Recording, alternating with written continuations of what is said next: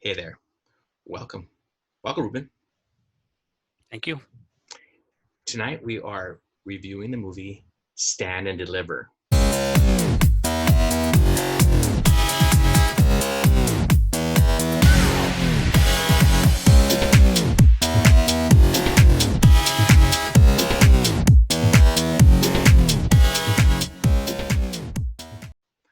Stand and Deliver was in the theaters in 1988, starring Edward James Olmos and Lou Diamond Phillips. This film, many say, may be the film that's been watched more than any other film because it's been shown in classrooms, it's been shown in colleges, and it's been shown obviously in homes. And so this is a film that, well, we here at Pod and Deliver have taken from that title, haven't we? And so this film stars a teacher in East Los Angeles, Garfield High School, who decides to bring calculus, AP calculus, to his students, and with the desire and with the hope, with ganas, to pass the AP exam with 3 or better. And he takes a bunch of these students and he works with them, and he gets them to the goal line with a lot of distractions from the outside world, from teachers, from students, from just even the environment they're in. And to become successful, it's difficult. But then they come to a place where people question their scores, and then they have to retake that test. Ruben, what do you think of the film? Well, obviously, I liked it. I liked it a lot. We talk about there's a couple of ways to address the film, of course, Sure. strategies and so forth. But I just want to talk about the film. People Yeah. say, "Well, this is a good movie for Sure. teacher films." No, this is just a good movie. This is well done, good writing. I've shown clips of this film to my students, not because it's about teachers and a teacher making an impact with students who work hard. It's all that, but because it's a well-written screenplay. It has students that are different from one another. It has a teacher. By the way, how refreshing is it that the admin in this movie is on the side of the teacher? It is possible, people, to make movies where the admin isn't at the teacher's throat. He supports him. And by the way, I want to call out his performance. Everybody talks about, as well they should, Edward James Olmos. He is the central figure. He is great. He's always great. We can also talk about Lou Diamond Phillips. Wonderful performance. He had a pretty good year or two. He had a pretty good run there with La Bamba and a few other films.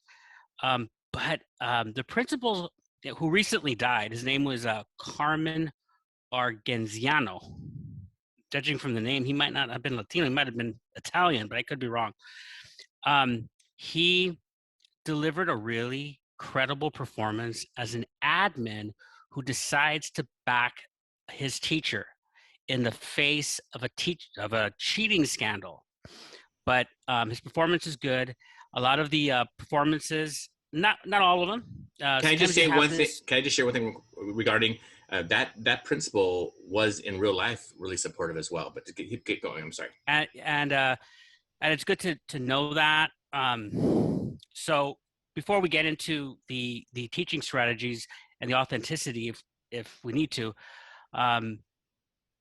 just to remind the audience, it is a great film. It is.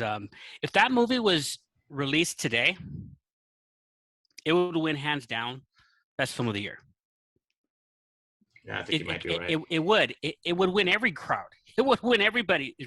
And I know we've argued this point, not on camera maybe, but the idea of films have gotten worse with each decade and with each year, in my opinion. But this film, the only reason why it didn't win awards in 1988, or I think you said it was released that year? Yes. It's just because it was a crowded field. There were a lot of good films released that year. Might have been 87, 88. Maybe you're right. But anyway. Yeah. It takes place in 82, but the actual movie is 88. Yeah. Yeah. I mean, I'm with you. It's such an enjoyable film. As I was watching, I'm like, you know what, this director, brought in humor throughout the film as well. And at different little moments, you just kind of chuckle. You go, you know, you can't help but laugh, and that keeps you engaged, right? And so when you're talking about a good film, you want to be, and you also want to be interested in the characters. The students were believable. These are young people. I think a lot of these students never had many acting gigs before this one, and so that was fun to see them. And all the performances were just, it was just. You mentioned humor and performances. I want to call out another performance that was excellent, and that was Andy Garcia. Andy Garcia plays the an administrator in from ETS, Educational Testing Systems, I believe it's called, and who kind of sort of think that the students are cheating. In this, I'm sure everybody's seen this film. By the way, this is our 100 subscriber special, and it means that we have 100 subscribers in a few short months. So thank you, audience, for subscribing to this channel. And we thought we would review the film as a 100 subscriber special. There's a scene where Andy Garcia's character, Jaime Escalante confronts Andy Garcia. And it's pretty intense. It's a really well-written scene because a poor writer would have cast the Andy Garcia character as a complete villain. Mm-hmm. But he was not a villain here.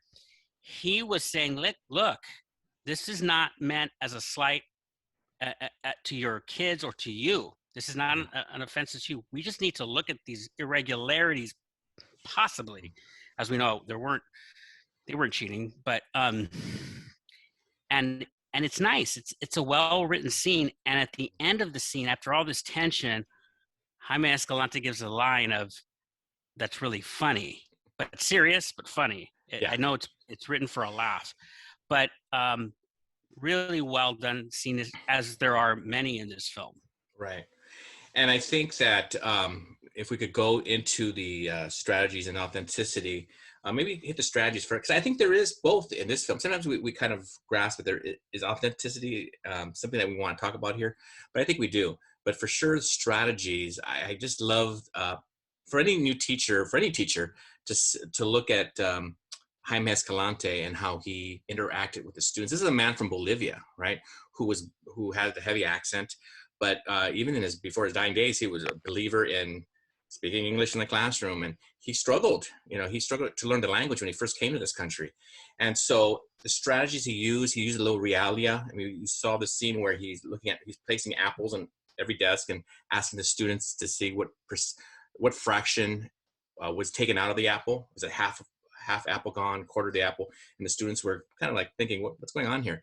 But it looked like he brought it in the beginning of the lesson, so to get their engagement, to get their attention. And what a smart move to do that, to bring objects to your classroom for kids to be able to look at and touch and feel. I think that was a real smooth move there in the movie. And then the directors decided to put that in there, because I'm sure that's what he did in real life. So I would say that there's no greater strategy than to love your subject, to love what you're doing, to go about it with humor and with joy. This was I think the superpower of Jaime Escalante.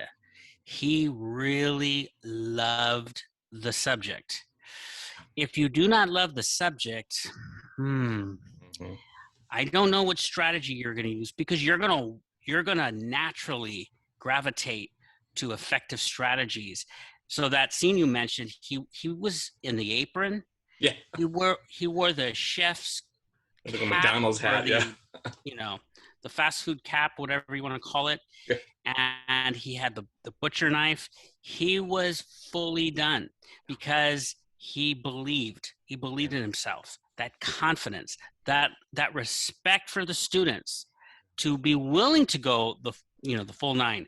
That was great. And you bring up the students, they know when you're going all out like that. They say, and then that gives them a chance to go full out and say, hey, I'm going to meet him where he's at. And they know the teachers that really care, who are putting the hours, because he put in hours. Well, they put in the hours because he put in the hours. They signed a contract of commitment 2 hours before, an hour before school extra, they would come in.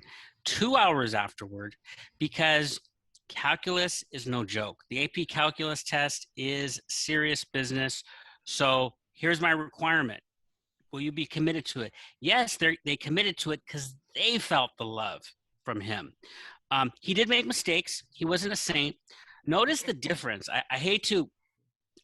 This is seeing this movie just paints a striking contrast. Why I didn't like Dead Poets Society, because there is no saint in the classroom. This guy made mistakes. He insulted the students a couple of times. He called. He mentioned that the girl, I believe her name was Claudia, had a very, shall I say, a variety of dating partners. I don't know. He said That's close enough. So he did make mistakes. And he apologized to her, didn't he? I mean, they talked to each other. Not really, but that's another mistake. He didn't really apologize to her. He just said, "Hey, how you doing?"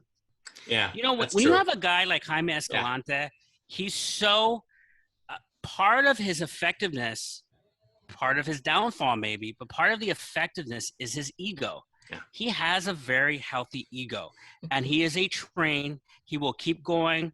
I have a friend who had him, and there's a scene where he takes phone calls at the dinner table practically right before dinner at night, and he's still fielding questions. That is real. He did that every night. So my friend would call him. Wow. my friend was one of the ones who was failing his class, and he had to call him to get his grade up, and he eventually got his grade up. But talk about feeling the love, the respect, the response to the students is real. Oh yeah. So I think that informed those strategies that we saw in the movie. For sure. Now, how about the authenticity, Ruben? I mean, a couple of the things I don't think you can get away with today. Well, I would say one thing though, for sure. Kind of alluding to, like, I think he talks about gigolos in one scene where he's giving a math problem. And it's gray area there, but I think he was doing that in front of a administrator and a department chair. And so I'm not sure if that you would do that today. There was a couple of moments where there was maybe some dated jokes, like they would make it 25, 30 years ago. For sure. Today, not so much. He told one of the actresses, I should have looked her up. Her name was Vanessa something, I believe. She died in a horrible event, but she played the girl who was pulled because she needed to work with her father's restaurant, and that whole thing. But he said to her at one point, "I hear smart people make better lovers." I mean, you couldn't say that today. Exactly. I don't really want to get bogged down into those details. I want to cover a couple of the strategies I thought were really good. Go ahead. He stood in front of the classroom at one point when he took their contracts, and he addressed them, almost every single one of them, not by their names. By the way, I found out from my friend, the reason why he used the word Johnny a lot and Maria a lot is he couldn't remember people's names. So here's another. Thank you, Jaime. Another knock against him. He couldn't remember them. So as he's at the door, he says, he calls Claudia Elizabeth, my tailor. He says, Mr. Blue Eyes. And he was addressing them as individuals, meeting them at the door. They started smiling because they felt unique. They felt as individuals. And that's a really cool strategy. That contract really brings buy-in from the students. Yeah. And you could sense it, and they believed in it. And when they succeeded, wow, this guy changed their lives. And they lit up. They lit up when they succeeded. You could just see they were just in cloud nine when they did well and passed that test. You can't see a better movie in terms of this is why it's so well loved by teachers. You get inspired all over again that you are in that profession. And you realize this is the right move, and you feel honored that you are in the same profession as this gentleman. For sure, 100%. I can't say it better. I will say this though, and I was kind of alluding to authenticity, starting it with that regarding, in real life, he definitely had somebody to help. There was another teacher who worked with him. And it didn't take the first year where he was passing these kids. It took 3 or 4 years, maybe up to 5 years before he started seeing some progress, which was kind of interesting because the college board, they should have already seen that there were some passes already, and that it shouldn't, for them to even question the scores, to me boggles the mind, because this is not like a first-time teacher going through the college, although in the movie it was, but in real life it wasn't. So it's a really interesting point where they just question him and his students, mostly the students, and regarding if they cheated or not. But I still don't understand why they did that, but it's just a question. So I want to say this last thing about the movie. Mm-hmm. I'll never forget. Mm-hmm. I guess a senior in high school. So and just sitting down on the sofa, and my dad coming home, and he said, "Now my dad was an incredible movie buff, right? So he comes home and he says, Ruben, I saw the best movie today." And I've heard that before from my dad. I've heard that. So I said, "Oh yeah, okay. What was it?" And he gave the title, Stand and Deliver. He saw a special screening because, as you know, our father went to Garfield High School, and he said, "Ruben, this was a great film about Garfield and about a Garfield math teacher who supports his students to pass the AP calculus test." And I said, "Dad, that sounds terrible. That sounds like the most boring movie." Right? I mean, and he said, "Watch it. You're going to see it." And he said, "I've never been in a movie where I gave a standing ovation to a film." Wow. And I never forgot that. And he was right. It is a great film. Thank you to the 100 subscribers who liked and subscribed. And hopefully we'll get to 200 soon. There you go. But thank you very much. Yeah, thank you for being with us. Bye-bye.